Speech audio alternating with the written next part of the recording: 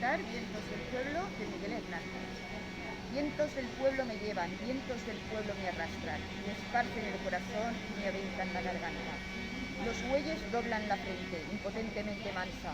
Delante de los castigos, los leones la levantan y al mismo tiempo castigan con su clamorosa zarpa. No soy de un pueblo de bueyes, que soy de un pueblo que embargan yacimientos de leones, desfiladeros de águilas y cordilleras de toros con el orgullo en el asta. Nunca medraron los bueyes en los páramos de España. ¿Quién habló de echar un yugo sobre el cuello de esta raza? ¿Quién ha puesto al huracán jamás ni yugos ni trabas, ni quién el rayo detuvo prisionero en una jaula?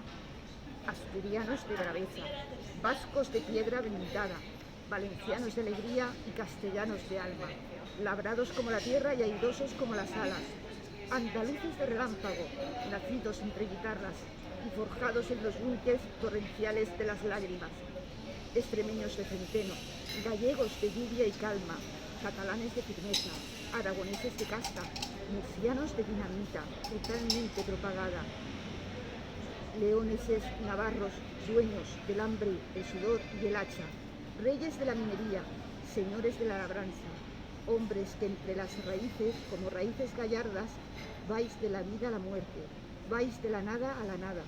Yugos os quieren poner gentes de la hierba mala, yugos que habéis de dejar rotos sobre sus espaldas. Crepúsculo de los bueyes está despuntando el alba. Los bueyes mueren vestidos de humildad y olor de cuadra. Las águilas, los leones y los toros de arrogancia. Y detrás de ellos el cielo ni se enturbia ni se acaba. La agonía de los bueyes tiene pequeña la cara.